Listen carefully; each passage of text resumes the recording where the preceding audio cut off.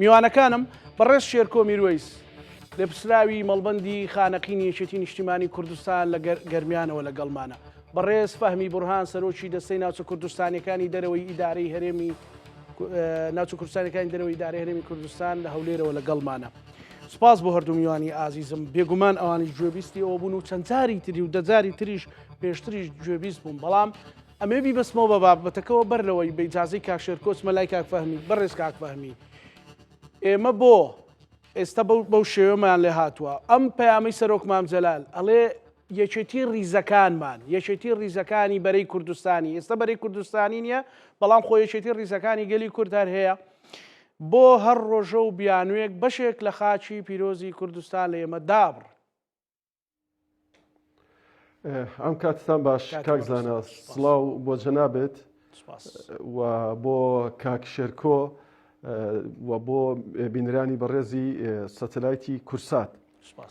کاک زانە بەبێگومان ئەمەی کە ئێستاکە ڕوو ئەدات بەنسبەت ئێمە شتێکی زۆر تازە نییە، ینی ئەم کێشە و گرفتانە لە ناوچە کوردستانیەکان هەیە و هەتاکو ئەو کاتەی کە مادەی ١40 دەستور جێبەجێ ئەکرێت ئەم گرفتانە بە بێگومان بەردەوامە بێت و ئەم گرفتانە عمقێکی قوڵی هەیە، چ لە ڕووی تاریخیەوە تەماشای بکەیت یاخود لە ڕووی سیاسیەوە. ئەمە خاڵێکی تر من پێم وایە سەرباری هەموو ئەو جیاوازیانی کە لە کوردستانە هەیە، بەڵام کێشە سیاسیەکانمانیان کێشەی خاک بۆ ناوچە کوردستانیەکان بە شێوەیەکی گشتی هەموو هێزە سیاسیەکان بیرکردنەوەیان وەکو یەکە و لە ناویشیانە یەکێتی و پارتی بە تایبەتی لەم حەدەسی ئێستەیە کە ڕوویداوە و جۆشمان لە وتارەکەی سەرۆک مام جەلال بوو، ئەوە ئەوەی ترهانمانەدا گیانی ئەم برایەتیە زاڵ بێت بەسەر هەموو ئەو ململانیانە یاخود ئەو خلافانی کە هەیە. هۆکاری بنچینەیی سەرهەڵدانی ئەم کێشانە بە بڕای من ئەگەڕێتەوە بۆ ئەوەی کە ڕوئایەکی وازەح نییە بۆ جێبەجێکردنی دەستور، یاخود دەتوانم بڵێم عێراق دەوڵەتێک نییە توانای ئەوەی هەبێت دەستور بکاتە بنەما بۆ چارەسەرکردنی کۆی کێشەکان. کاکزانە من باسی خانەقین ناکەم، ئەڵم دەستور ببێتە بنەما بۆ چارەسەرکردنی کۆی کێشەکانی عێراق، بەڵام ئەوەی مەسئولیەتی ئەخلاقی و تاریخی ئێمەیە ئەوەیەکە کە تۆ دێیت خانەقین بەم جۆرە تەنیا ئەکەیت کە بەبێ گومان من خانەقینیەکان دڵنیا ئەەکەم بە تەنیا نین و ئەم مەسەلەیە لەبەرەوەی خەرقێکی وازحی دەستورە هەروە بە ئاسانی بڕوا ناکەم بتوانن ڕێکارەکانی خۆیان بەدی بێنن یان جێبەجێ بکەن. ئەم خەرقە دەستوریە وای کردووە کە خیتابی خانەقینیەکان و تاریخی خانەقین و خانەقین نەک بە تەنیا نەمینێتەوە بەڵکو هەموو ئەو ڕێشێنانەی کە وەکو غەدرێک بەرامبەر بە خانەقین گیراوەتە بەر بە بێگومان ئەم غەدرانە ڕائەگیرێت و ئێستاکەش هەوڵی زۆر هەیە و هەوڵەکان خۆت ئەبینی ئەمڕۆ چ لەسەر ئاستی شەقام و لەسەر ئاستی خەباتی مەدەنی بینیمان لە خانەقین وەڵامێکی وازح بوو و چ لە ڕووی خەباتی ئینتیخابی دیموکراسیشەوە خۆتە زانی لە کۆی 15 ئەندامی مەجلیسی محافەزە 9 ئەندامی مەجلیسەکە ئەمەیان ڕەت کردوێتەوە. لەبەر ئەوە خانەقین ئێستاکە بە تەنیا نییە و ئێمە هەموو هەوڵەکانمان چه هەڤاڵ کاک شێرکۆ لە خانەقین و ئێمە لە حکوومەت هەمومان بە یەک ئاراستە کارەکەین بۆ ئەوەی بتوانین ئەم گرفتە نەتوانێت یعنی زاڵ بێت بەسەر ئەو خەریتەیە کە بە بێگومان زۆر بە وازحی لە مادەی 140 دەستورە ئاماژەی پێکرا و جێکراوەتەوە. بەڵێ کاک فەهمی لەگەڵمان بێنەرەوە کاک شێرکۆ سڵاو لێبێ. من نەزانم بەڕێزت ئەمڕۆ لە بەغدا بووی و لێپرسراوی مەڵبەندی و خەڵکی و دەڤەرەی کۆمەڵێک باکگراوندی قوڵت لەوەیە هەیە. ئەم بابەتە ئەنی چ پیلانێکی لە پشتە، چی لە پشتە، چ مەرامێکی لە پشتە بەڕێز کاک شێرکۆ مەسەلەی ڕۆژێک یەخی قەرەتەپۆ ڕۆژێک گوڵاڵە و هەر ڕۆژە و بە بیانوێک. زۆر سوپاس کاک زانا، سڵاو لە جەنابەت، سڵاو لە برای بەڕێزم کاک فەهمی. وەک ئەوەی کە جەنابی کاک فەهمی ئاماژەی پێکرد، لە ڕاستیە ئەم جموجوڵە بە تەواوی جموجوڵێکی نائاساییە و ئەمە لە ڕاستیە هەڕەشە نییە بە تەنیا لەسەر کورد. ڕاستە مەسەلەی تعریفکردنەوەی ناوچە کوردستانیەکان بەشێکە لەو ئەجندەیە کە ئێستا ئێمە ئەیبینین، بەڵام لە هەمان کاتە لە شوێنی تریشەوە مەترسیە لەسەر شیعی عێراقیش لەبەرەوەی کە لە ڕۆسیاسیەکەەوە دش بەوانیش جۆرێک لە جموجوڵ و ئەوە هەیە، بۆیە بە هەمووان هاوڕاین لەسەرەوەی ئەبێ بەر بەم ڕێوشێنە نایاساییە بگرین. ئەوەشی بۆ جەنابەت و بۆ بینەرانی ئێمەش ینی شایانی باز بێ ئەوەیە کە ئەوانەی کە دەستیان بۆ تعریبکردنەوە بۆ ڕاستیەکەی نەوەی ئەوانن کە دوێنێ هاتنە سەر دیهاتەکانی کورد کە هاتنە سەر زەیوزاری جووتیاری کورد بۆیە ئێستا نەوەکانیان بە جۆرێکی تر بە ئەستەغلالکردنی ئەو دۆخەنە ئارامەی کە لە عێراقا هەیە لێرە و لەوێ لە ڕێگەی ئەو پۆستانەی کە لە حزوریان هەیە پیلانیان هەیە سەر لە نێو بۆ تعریبکردنەوەی ناوچەکە لە چەند مانگی ڕابردوو تایبەت بوو بە قەرەتەپە زۆر بە شێوەیەکی نایاسایی ئێستا بۆ شێغلەگەر بەرنامەن هەیە بۆ گوندەکانی دەوروبەری خانەخین بۆ نەفتخانە هەموو ئەمانە کۆمەڵێک بەرنامەن هەنگاو ئیشی لەسەرەکان و ئێمە ئاگاداری ئەم هەنگاوانین بۆیە لەگەڵ هەواڵەکانمان لە سلێمانی لەگەڵ جنابی کاکفەهمی لە وەکو حکوومەت لە هەولێر و سەرۆکی دەستەی ناوچە کوردستانیەکان و چی لە خانەخینیش هەموو لایەنەکان پێکەوە یەکدەنگین یەکگوتارین بۆ ئەوەی کە بتوانین دش بەم سنەمە بوەستین خۆشبەختانە چالاکوانان و گەنجەکانمان ڕۆژنامەوانان هەموو خەڵکی شارەکە چین و توێژەکان حزورێکی زۆر گەورەیان هەیە و ئەمڕۆ لە ڕاستیە وەکو کاردانەوەیەک تەواوی ژیان وەستا لە خانەخین بە ئومێدی ئەوەین کە بتوانین لە ڕۆژانی داهاتوو ئەم هەڵسوکەوتە شۆڤێنیانە ئەم هەڵسوکەوتە کە بەعس و سەدامەکانمان بیرە خاتەوە سەبارەت بۆ زوڵمەی لە کوورد دەکرێت بتوانین ڕابگرین و لە ڕێگەی دەسوور و لە ڕێگەی دادگای ئیداریەوە ڕێگەی لێ بگرین. بڵێ بەڕێزکا شێرکۆ ئەم بابەتە ینی بە قەزاکردنی جەلەولایەن گوڵاڵە چی لە پشتە بە دیاری کراوی و مەسەلەن مەبەستیان لەو بابەتە چییە؟ چۆن مەسەلەن ئێمە بینەرەکانمان خەڵکی کوردستان لەوە تێبگەن وێنەیەکیان لە بەرچاو بێرە بۆ من معلومە بەڵام کە ئەمە هەوڵێک بۆ تعریب و دژایەتی کووردە لەکوێیە کورد لەوەیە بچووکە برێتەوە دژایەتی کوورد دەکرێت؟ بچووکردنەوەکە ئەوەیە کە ئەوان هاتوون ئەیانوێت ئەم مەسلەی تعریبکردنەوە ئەیانوێت بە قانون بکەن و استیغلالی ئەو دۆخەشەوەیان کردووە مەسەلەن لە ماوەی ڕابردوو ڕێوشێنەکانی بە قەزاکردن چەند ڕێوشێنێکی هەیە لانی کەم ژمارەی دانیشتوان ئەبێ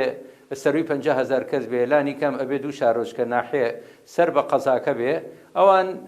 ژمارەی دانیشتوانیان نەگەشتوتە 50,000 کەس 46,000 کەسە بە پێی دوایین سەرژمێری استثنایان لە ڕئیس وزرا بۆ وەرگرتووە لە کاتێکە کە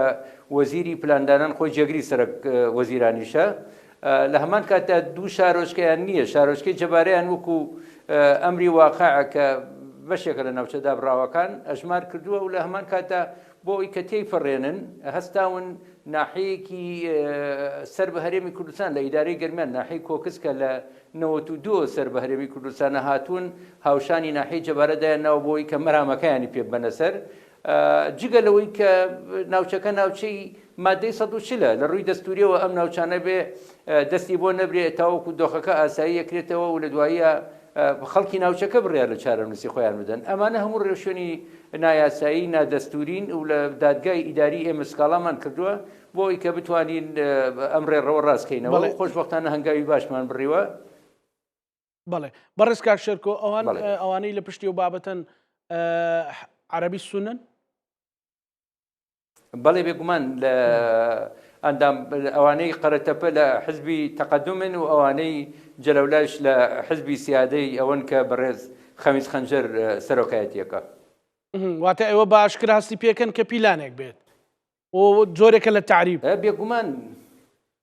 بێگومان پیلانە ئەوان هاتوون لە مەسلەی جەلەولاشە بە جۆرێک دەستیان بە پرۆسەکە بردووە لە سەرەتایی دەمەزانی دەوڵەتی عێراقەوە خانەقین قەزایە لە خانەقین لە سیەکانە لەو ناوشانە بۆ کە بێ بە پارێزگا بە هۆکاری سیاسی و بە هۆکاری نەوت و ئەوەی کە بۆ بە نەهامەتی بۆ کورد ئەو مافەیان پێ نەداوە ئێستا هاتوون سنووری ئیداری جەلەولایان لە ڕۆژئاوای جەلەولاوە وەکو خانەقین ئەڵێ لە ڕۆژاوە سنتەری خانەقین مرکزی خانەقین هاوسنوورمانە کە ئەڵێ مرکزی خانەقین هاوسنوورمانەیانی هەموو دێهاتەکانی دەوروبەری خانەقین کە 75 گوندە بە پێی دوایین سەرژمێری هەموو ئەمانە بن بە بەشێک لە جەلەولا و لە قەزای جەلەولاوە بە خەیاڵی خۆیان لە داهاتووە ئەوە ئەکەن ینی مامەڵە لەگەڵ ئەم گوندانە ئەکەن بۆیە خانەقینیان تەنیا لە سنتەرەکەیە کورد کردوێتەوە ئەمە تعریبێکە سەدامیش ئەمەی نەکردو ئێستا ئەمان بەم شێوەیە کە چاوقایمان نەدەست بۆ ئەم پرۆسەیە ئەبەن و لە ڕاستیە خەڵکی کورد ئەمەی پێ قبوڵ ناکرێ وەکوی کە برای بەڕێزم کاکفەهمی جەنابیش لە سەرەتایی بەرنامەکە ئاماژەت پێکرد ئێمە تەنیا لە شەڕی داعش لەم دواییانە 1970 شەهیدمان داوە پیاوی گەورەی وەکو کەمالی حاجی ئاغا و سەلاح دیلمانی و دەیان فەرماندەی تری وەکو مامەڕەشە و ئەوانە بۆ ئازادکردنی جەرەولا خوێنیان داوە ئێمە نەک شەڕی خانەقینمانە ئێمە حەمرینیش بە سنووری هەرێمی کوردستان نەزانین و لە چوارچەوەی دەوڵەتێکی فیدراڵی کە ئەم عێراقە بۆ هەمووان بێ و هەمومان بۆ هەمووان بێ و هەمووشمان خاوەندارەتی لێ بکەین بەڕاستی تەنها لە ئازادکردنەوەی گوڵاڵە مەجموعەیەک فەرماندە شەهید بوون مثلا شەهید حەوێز بوو شەهید سەرباز گڕاوی بوو شەهید قارەمان ڕستی بوو شەهید حاجی بوو ینی شەهید حاجی ڕەش مەسەلەن کە خەڵکی دەڤەری پشدەر بوو یعنی ئەمە بە خوێن پارێزراوە باشە ئەچمە لای بەڕێز کاکفەهمی کاشرکۆڵ ئێمە پەیوەندیمان لەگەڵ وەکو حکوومەت لەگەڵ بەڕێز کاکفەهمی بەردەوام لەسەر هێڵین ئێوە هەوڵتان داوە چی بکەن و لە ڕۆژانی داهاتوە چی ئەکەن بۆی وەڵام دەرەوەی ئەو تعریبە بن و بتوانن بربەستێک بن لە بەردەم ئەو هەوڵە نایاساییانە کاک زانە طبعاً زیاد لە ڕێگەیەک هەیە بۆەوەی ئێمە لەناو ئەم پرۆسەیە کاری جدی خۆمان بکەین و بۆ وەزیفانە هەستین کە وەزیفەی نیشتیمانی و نەتەوەین لە دیارترینیان یعنی ئەوەیە کە ئەم پرۆسەیە کە دەستی پێکردو پرۆسەیەکی نادەستوریە بۆ ئێمە وەکو دەستەی ناوچە کوردستانیەکان طبعاً بەڕێزەوە بە سوپاسەوە هەم مەڵبەندی یەکێتی لە خانەقین هەم لقی پارتی لە خانەقین هەم کۆی حیزبە کوردستانیەکان بە برایانی ئیسلامی و برایانی چەپیشەوە لە خانەقین دەورێکی ئیجابیان بینی و بەیانی ئیجابیان دەرکرد و ئەتوانم بڵێم یعنی خاڵی هاوبەش و خاڵی کۆکەرەوەی زۆر باش لە بینیانە هەبوو بۆ ئەم مەسلەیە و کەمترین جیاوازیان هەبوو ئێمە وەکو دەستەی ناوچە کوردستانیەکان بڕیارمانداوە بەیانی لە شاری هەولێر لەگەڵ کۆی هێزە سیاسیەکانی کوردستانی لە خانەقین میوانداریان بکەین و لەگەڵیانە بچینە گفتوگۆ بۆ ئەوەی نەخشە ڕێگای کارکردنی داهاتوومان دابنین و بە موحەدی قسەیەک لەسەر ئەم پرسە نیشتیمانیانەیە بکەین و خاڵی دووەم بزانین چی کراوە تاوەکوی ئێستا لە بەغدا و هەنگاوەکان چۆن بوونە فراکسیۆنەکانی ئێمە چیان کردووە و ئەم کارە نادەستوریە کە خەڵقێکی وازحی دەستورە ئێمە وەکو حکوومەت هێرمی کوردستان لە دوای کۆبوونەوەکە لەگەڵ هێزە کوردستانەکانە جەنابی سەرۆکۆمار وەکو پارێزەری دەستور لە عێراقا بێنینە سەرخەت بۆ ئەم پرۆسەیە و لەگەڵیشیە لە ڕووی یاساییەوە ئێمە ئەم خەرقە دەستوریە دۆسیەکی بۆ بکەینەوە وەکو دەستەی ناوچە کوردستانیەکان لە بۆ مفاتحەی بەغدا بکەین ئێمە مادام لە عێراقا ئەژین و عێراق ئێستا کە چوارچێوەی خەباتی سیاسی هەمومانە بە پێی ئەو دەستوری کە هەیە لە ڕاستیە پێمان وایە دەبێت هەموو مافە دەستوریەکانی خۆمان ممارەسە بکەین و ڕێگەش نەدەین هیچ هێزێک و هیچ پێکهاتەیەک ببێتە هۆکاری ئەوەی کە خەرقی دەستورمان لەگەڵا بکا بە تایبەتی لەو شریتە حدودیانی کە نەخشەی سیاسی هەرێمی کوردستان پێکێنێت کاکەزانە ئەمە خاڵێکی تری گرنگەیە ئەویش ئەوەیە کە ئیشکالەتی ئێمە لەگەڵ ئەوەیان نییە چیە بەم خەرقە هەڵەستێت ئیشکالەتی جدی خەڵکی کوردستان ئەوەیە کە دەستور یعنی نەبۆتە بنەما یعنی دەبێ ئێمە ئێستا لە بەردەم پێگێنانەوەی حکوومەتی داهاتووی عێراقین ئەم بابەتانە دەبێت لەگەڵ حکوومەتی عێراقیە دوور لە مجاملە کۆتایی پێبێنین یعنی خۆبوونی مەشاکلی دەستوری لە بینی هەرێم و بەغدایە حاڵەتێکی نۆرمالە بەڵام مەسەلی کەرکووک و خانەقین و شنگال و خورمات و مەسلەیەکی مرکزیە بۆ خەڵکی کوردستان مەسلەیەکی مێژووی ئێجگار گرنگە بۆ خەڵکی کوردستان بۆیە دەبێت ئەم وێنەیان لا دروست بێت لا وازح بێت کە ئێمە لە ڕووی دەستوریەوە هەموو جۆرە ئالێتەکانی خەبات بەڕەوا ئەزانین بۆ ئەوەی بتوانین پارێزگاری لەو نەخشەیە بکەین و بتوانین بەبێ گومان ئەمەش پێم وایە ئێمە وەکو خەڵکی کوردستان هەم هێزە سیاسیەکان هەم حکوومەت تەندروستتر تەعاملمان لەگەڵ ئەم مەلەفەیە کردووە لەسەر ئەم مەلەفە کردووە مقارنەتەن بۆ هێزانی کە ئەیانەوێت یعنی بە شێوێکی ناقانونی دەست بۆ ئەم مەلەفە گرنگانە برن بەڵێ کاک فەهمی کاک شێرکۆڵەیە کە ئەوانە هەر ئەوانەوەی ئەوانن کە دوێنێ ئاهاتنە سەر گوند و دێهاتەکان و خەڵکیان لە ئێمە نفالە کرد و بیرێکی سەدامیە ئەو بەعسیانەیە ئەم بابەتانی مەسەلەن بابەتێکی مەترسیدار باسەکە بە ڕێزکار شێرکۆکاڵێ ینی نەخشەکەیان وەهایە کاڵێ لە سنووری خانەقین ئەگەڕێتەوە 75 دەی تری کوردستانیش ئەکەونە ژێر ئەو نەخشەی ئەو قەزایە ئەو وەختە مەسەلەن خۆتە زانی بەهۆ لە دوای 2014 شەوە بەهۆیە و دۆخەی هەبووە لە جەلەولایە کە دواتر و پرسیارە لە بەڕێزکار شێرکۆشەکەم ڕێگە کورد لە شارەبان و لە سعدیە و تەنانەت لە گوڵاڵەش ژمارەی کەم بوو بێ بمێنی کۆچیان کرد بێ کەواتە ئەو هەوڵە مەترسیدارە ئەم ئەقڵیەتە هی ئەوە نییە باڵاتر یان بەرزتر لەسەری بدوێ. کاک زانە ئەو هەوڵە مەترسیداری کە ئێستا لەسەر خانەقین هەیە دڵنیا بە هەمان هەوڵی مەترسیدار لەسەر هەولێر و سلەیمانی و بادینان و هەڵەبجەش هەیە بەڵام بەپی قۆناغ تەعامل لەگەڵ ئەم پرۆسەیە ئەکەن. بۆیە زۆر گرینگە ئێمە وەسەرکردایەتی سیاسی کورد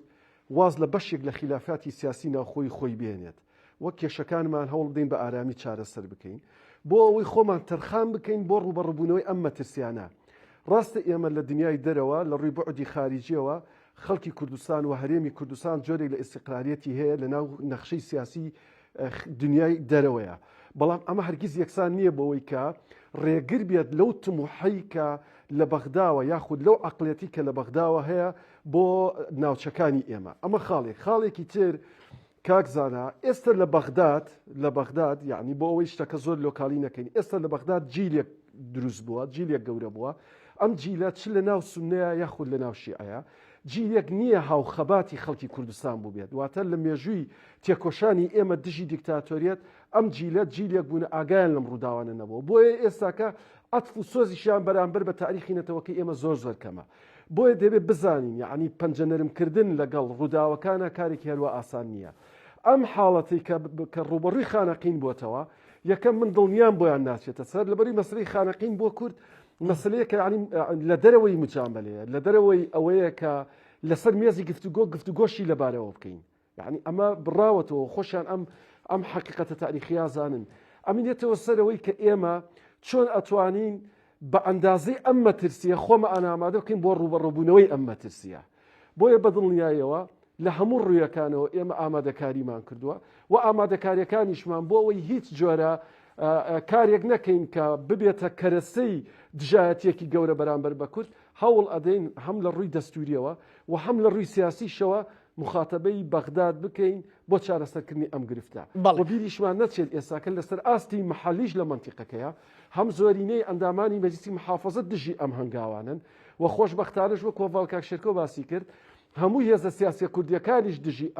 ئەم هەنگاون واتە ئاسوی چارەسەرکردن لە بەرژەوەندی خەڵکی ئێمەیە ڕوونترە و مەترسیەکە کەمتر ئەتوانێ هەژمون بەسەر ئەو ناوچانەیە بسەپێنێت و هەوڵەکانی ئێمە ئیشەڵا بۆ ئەوەیە لە داهاتوان نەک خانەقین بچوک بکرێتەوە دەبێت خانەقین ببێتە پارێزگایەک و ئەم پارێزگایش دەبێت خێری بۆ هەموو ناوچەکە هەبێت وەمە قورسیشە ئێمە ڕێگە بدەین بڵێن جەلەولا یاخود گوڵاڵە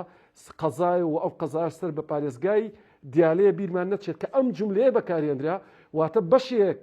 لە خەریتی کوردستان خرایە سەر دیالە کە لە مادەی 140 دەستورە بە وازحی ناویان هاتووە کە ئەڵێت سەعدیە و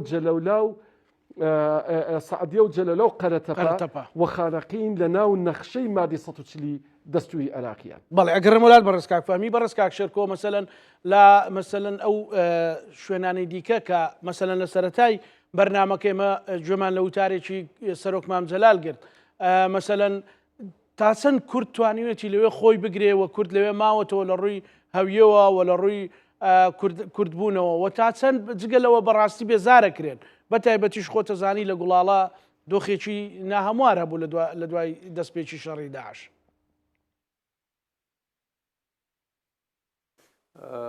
لە ڕاستیە ئێمە بۆ ئەوی کە هەمووان ینی وەکو یەک لە سوورەتەکە بین ئەویشەوەیە کە حوزوری کورد لە ناوچەدا براوەکان ڕۆژ لە ڕۆژ لە پاشەکشەیە. ئێمە تەنیا یەکێک لە کێشەکان تعریبکردنە تەنانەت لە گەڕانەوەی ئەو زوڵمەی کە باسیەکان لە 40-50 ساڵی ڕابردوو لە بەرامبەر داگیرکردنی زێوزاری جوتیاری کووردا کردبوویان بەداخەوە لە دوایە سونەکان و شیعەکان ینی بەو شێوەی کە حەق بۆ خاوەن حەق گەڕێتەوە ئامادە نەبوون یاساکانی ئەوەی کە پێوتێ مەجلیسی قیادەی سەورە بەهەڵ بۆشێتەوە و تەواوی ئەو ماپانە بدرێتەوە بە خەڵکی کورد و جوتیاری کورد دەیان بربەستیان دروست کرد و دواتر بە جۆرێک لە سازان بەو شێوە لی دەرچون کە بڕیاریان پێوەرگرت و بەشێک لەو خەڵکە هێشتا چاوی لەوەیە گوندەکەی زەویەکەی بۆ بگەڕێتەوە. خاڵێکی تر مەسلەی خوێندنی کوردی و کە خوێندن لە دەستوری عێراقا زمانی یەکێک لە هاوشانی زمانی عەرەبی زمانێکی ڕسمیە، بەڵام بەداخەوە کەچی سیرەکەی چی لەسەر ئاستی عێراق چی لەسەر ئاستی ناوچەدا بڕاوەکانیش حکوومەتی هەرێمیش وەکو پێویست لە ڕاستیان نەیتوانێت بە ئەرکی سەرشانی خۆی هەستێت. ئەویش ئەوەیە کە سیرەکەی خوێندنی کوردیش ڕۆژ لە ڕۆژ لەو سنوورانە لە پاشەکشەن لە زۆر قوتابخانە گەشتوتە ئاسیەک قوتابخانەیەک تەنیا 4 خوێندکار و 5 خوێندکار و 6 خوێندکار و 3 خوێندکاری تایە. ئەمانە هەموو بۆ بەمایە ئەوەی کە لە ڕووی ڕێنمایی فەروەردەیی و ئەوانەوە قوتابخانەکانیش ڕوبەڕووی داخران ببنەوە. لە ڕووی ژمارەی دانیشتوان و حزوری کورد لە سەرەتای ڕوخانی سەدام هەزاران هەزار خێزان بە جۆش و خرۆش و گەڕانەوە سەر گوندەکانی خۆیان، چی لە مەندەلی، چی لە سعدیە، چی لە قەرەتەپە، چی لە جەبارە، چی لە جەلەولا. بەڵام بەداخەوە لەگەڵ پاشەکشەی پێشمەرگە چی لە 2010 و 2009 چی لە دەورانی شەڕی داعش و لێکەوتەکانی 16 ئۆکتۆبر خەڵکێکی زۆر پاشەکشەی کردووە و ژمارەی دانیشتوانی کورد ئێستا بە نیگەرانیەوە ئەیڵێم ئەویشەوەیە کە ئەگەر مادەی 140 لەو ناوچانە بێتە پای جێبەجێکردن لە ڕاستیە دوایین قۆناغی ساغکردنەوەی خاکی کوردستان لە ڕاپرسی خەڵکابێ ئێمە زەرمەندین و بەشێکی زۆری ئەو ناوچانە ئەدۆڕێنین. بۆیە لە ڕۆ سیاسیەکەوە ئێمە پێویستمان بەوە بووە ڕەگمی جیاوازیەکانمان ڕەگمی ئەو کێشمەکێشانی کە لە کوردستانە ئەگوزارێ، بەڵام ئەبێت تیمێکی هاوبەش هەبوایە بۆ ئەوەی کە هیچ نەبێت بیتوانایە لەسەر مشتەرەکاتی ئیش بکە، بیتوانایە ئەم پرسانەی کە پرسی حیاتین بۆ خەڵکی کوردستان بۆ ناوچەدا بڕاوەکان بە جددی کاری لەسەر بکرایە بەڕاستی. بۆیە معانەتەکان لێرە قوڵن بەڕاستی و ئەگەر بەم شێوەیە بەردەوام بێ و ئەگەر هەمووی بکرێ بە قوربانی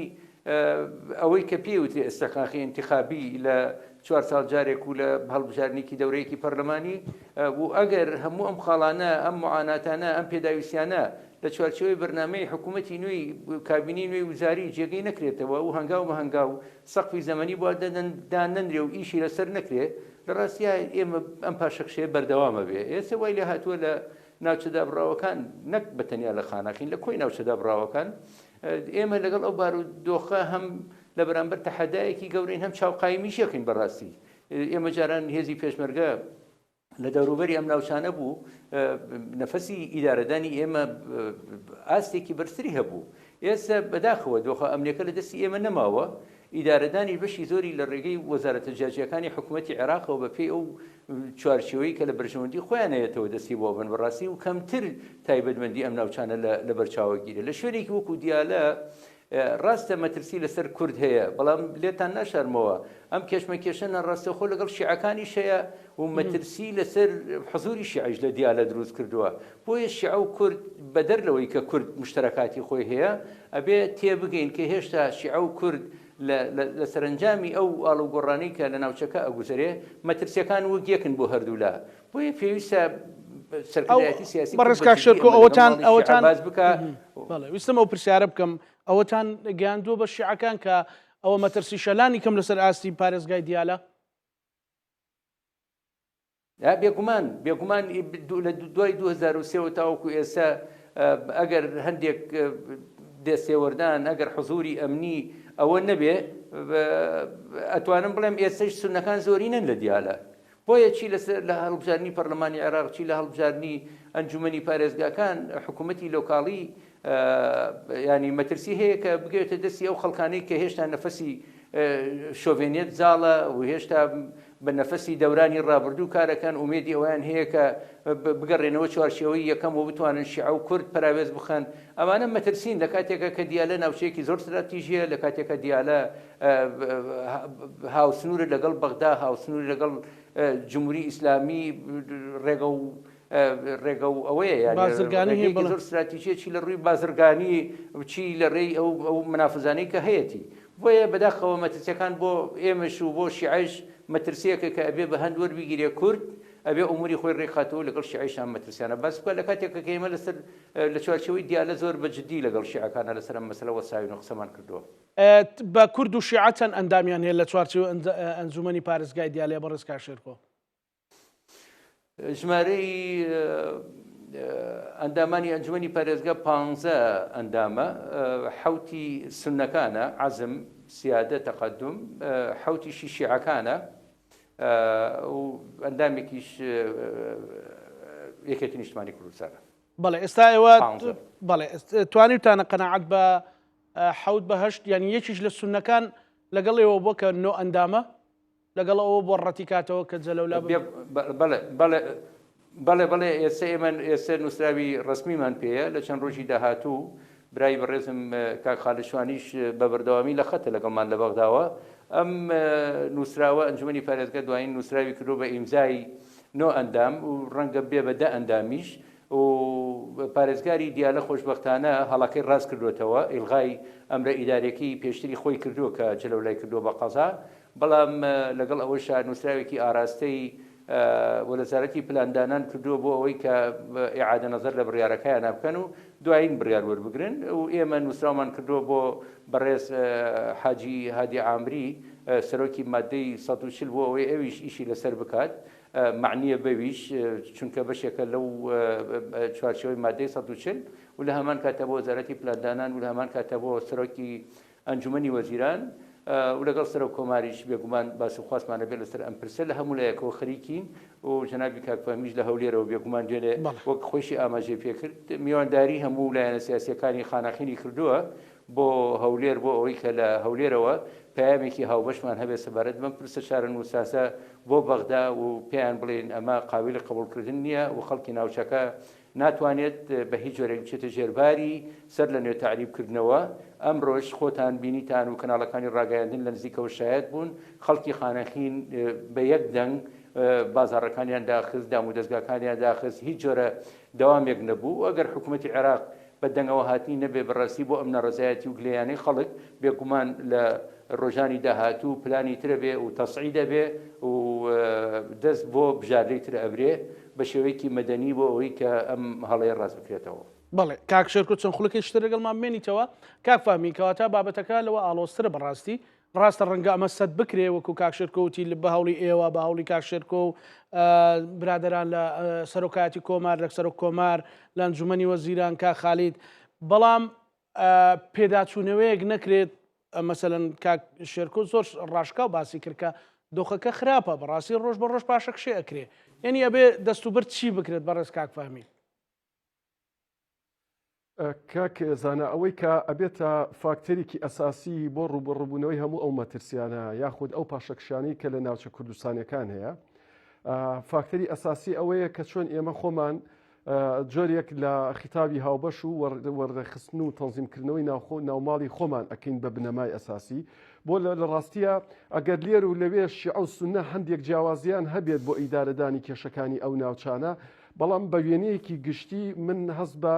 جیاوازیەکی گەورە ناکەم لە بینیانە یعنی لە ناوچە کوردستانیەکان بەگشتی یعنی ئێمە کورد و نەخشەی سیاسی کوردستان و نەخشەی کوردستان لە بەردەم مەترسیەکی جددیایە بۆیە گرنگە ئێمە لە جددیەتی ئەم مەترسێتیە بگەین و ئەمەش بۆ ئەبێت کە بە بڕای من جاری وەکو هەنگاوی یەکەم ئێمە لە بەردەم پێگێنانی ئەم کابینەیەین و ئەم کابینەیە من بڕوام وایە بەبێ کورد توانای پێگێنانی نییە بۆیە زۆر گرنگە ئەم خاڵە ئەساسیانە لە ناو کارنامەی کابینەکەیە بکرێتە ینی خاڵی جەوهری و ئێمە بیکەینە خاڵی ئەساسی ڕێکەوتنەکانمان لەگەڵ حکوومەتی عێراقیە زیاد لە جارێک و زیاد لە جارێک لە پێگێنانی کابینەکانە ڕوون بۆتەوە بەبێ فاکتەری کوردی هیچ حکوومەتێک لە عێراقا ناتوانێت دو ئەرکەکانی دەوڵەتداری خۆی دروست بکات و ئەمڕۆ کورد لە نەخشەی سیاسی جیهانیە پێگە و موقعێکی گرنگی هەیە بۆیە گرنگە ئێمە بتوانین ئەمانە لە ناو نەخشەکەیە جێ بکەینەوە و لەسەری هەمووشیانەوە پرسی مادەی 140 بکەینە پرسێکی زیندوو و بیریشمانە چێ کاک زانە یعنی ئەوەی کە ئەم گرفتەی قوڵتر کردوێتەوە ئەوەیە کە ئێمە لە دوای ئەنجامدانی سەرژمێری حکوومەتی عێراقی پابەند نەبوو بەوەی کە ئەحسای 57 بکاتە بنەما بۆ ئەم سەرژمێری کە کراوە ئەمە کێشە قوڵەکەیە دڵنیاتەکەم لەوەی کە کێشەی جەلەولا و قەرەتەپە و سەعدیە بە پشتیوانی بە هەوڵی هەموو لایەک بەرەو چارەسەربوونە ڕات و ئەروە بە ئاسانی ڕێگە نادرێت ئەم حەدەسە تێ بپەڕێت بەڵام مەسلەی سەرژمێری مەسلەیەکی زۆر مەترسیدارە لەسەر خانەقین لەسەر سەعدیە لەسەر جەلەولا لەسەر کەرکووک لەسەر خورماتوو و لەسەر دەشتی نینەوە ئەویش ئەوەیە کە ئەم سەرژمێریە وەکوەی کە بەڵێنیان بە خەڵکی کوردستاندا بوو ئەم بەڵێنانە جێبەجێ نەکران بۆیە ئەمانە هەمووی بەسەریەکەوە ئاماژەی مەترسیدارن گرنگە ئێمە لە دانوستانی پێگەێنانی کابینەی داهاتوی حکوومەتی عێراقیە ئەمانە بکەین بە مەرج. من ئەزانم یعنی لە بەغدا ئەم فراکسیۆنە کوردیەکان هەم وەزیرە بەڕێزەکانیشمان دەوری ئەساسیان هەبوو. ینی بۆ نمونە ئێمە وەزیری داد کاک خالید شوانی لە مەسلەی دەرکردنی یاسای ڕیشەکێشکردنی بڵێن یاساکانی مەجلیسی قادەی سەورە دەورێکی ئەساسی هەبوو. ئەو کاتە کاکشاخەوان جێگری سەرۆکی پەرلەمان بوو، فراکسیۆنی یەکێتی فراکسیۆنە کوردیەکانی تر فراکسیۆنی پارتی دەورێکی گرنگیان هەبوو لە دەرکردنی ئەم یاسایە. یاساکە دەرچووە کاک زانە، ئێستا تعلیماتی بۆ دەرناچێت تاوەکو لە ئەرزی واقعات جێبەجێ بکرێت. دواتە هەر بابەتێک کورد دەستی بۆ بردوێت ئەگەر گەیشت بێتە ئامانجیش نانهێشتۆ لە ئەرزی واقعا ئینتاجێکی وازحی هەبێت. بۆیە زۆر گرنگە ئێمە بگەڕێینەوە بۆ ئەو خیتابەی سەرۆک مام جەلال و ئەو خیتابە حکمتێکی گەورەی تایە و ئامۆژگارێکە وازحە و فەلسەفەکە وازحە و دەبێت ئێمە ئەو بکەینە بنەمای خەباتی دەستوری خۆمان و لەسەر هیچ حەقێکی دەستوری ئێمە هیچ جۆرە سازش و مجاملەیەکی حکوومەتی داهاتوی عێراق نەکەین. بەڵێ سپاس کاکفامی. بەڕێز کاک شێرکۆ لە دوجاردا دەبێت چی بکرێت بۆ ئەوەی ئەو کەلێن و فراغانەی کە هەیە لە ڕووی نەتەواتی و لە ڕووی نیشتیمانیەوە بەڕاستی دووبارە نەبنەوە وە کورد ئامادە بێ نەوە کە مجارێکە مەسەلەن ئەکرێ بە هەموو هێزولانە سیاسەکان بە حکوومەتی هەرێم بە پێکێنانی وەکەوەی پێشنیازی کاکفامی بۆ پێکێنانی کابینەی داهاتوی حکوومەتی عێراقی چی بکرێت بۆ بەتایبەتی بۆ ناوچەکانی چوارچێوەی مادەی 140. ئێمە نزیکترین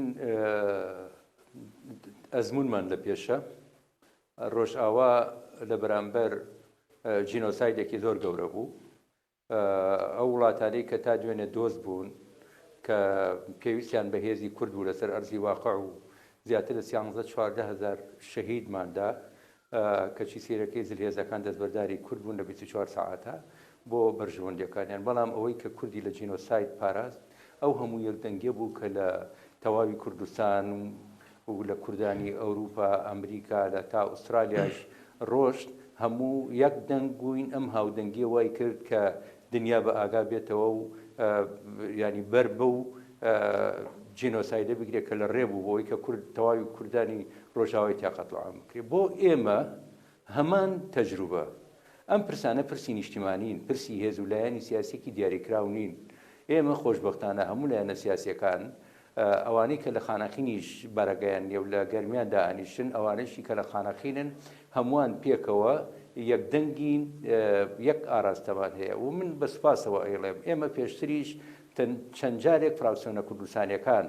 ئەوانەی کە پەرلەمانتاریان لە ئەنجومەنی نوێنەرانی عێراق هەبووە لە کۆمەڵی دادگەری لە یەکگرتووی ئیسلامی لە گۆڕان لە تەنانەت لایەنەکانی تریش کە پەرلەمانتاریان نەبووە هاتوون لایەنە سیاسیەکان هاتوون لە کۆبنەکانە پێکەوە وەکو تیمێک باسی خواستمان لە چۆنەتی چارەسەرکردنی سنوورەکان کێشە و بێشەی ناوچەدا بڕاوەکان کردووە. بۆ ئێمە تەنیا چارەسەر لەو قۆناغا ئەوەیە کە هەموو هێز و توانامان بکەینە یەکدەنگ بین یەکگوتار بین بۆ ئەوەی کە حکوومەتی عێراق ناچار بکەین کە بێتە ژێرپای جێبەجێکردنی داوا و داخۆزەکانی خەڵکی کوردستان. بەڵێ زۆر سپاس بۆ بەڕێز شێرکۆ میرویس لە پرساوی مەڵبەندی خانەقینی یەکێتی نیشتیمانی کوردستان. سپاس بۆ بەڕێستان کە لارە و لەگەڵمان بوو. هەروە سپاس بۆ بەڕێز فەهمی بورهان لە سەرۆکی دەستەی ناوچە کوردستانیەکانی دەرەوەی ئیدارەی هەرێم کە لە شاری هەولێرەوە لەگەڵمان بوو.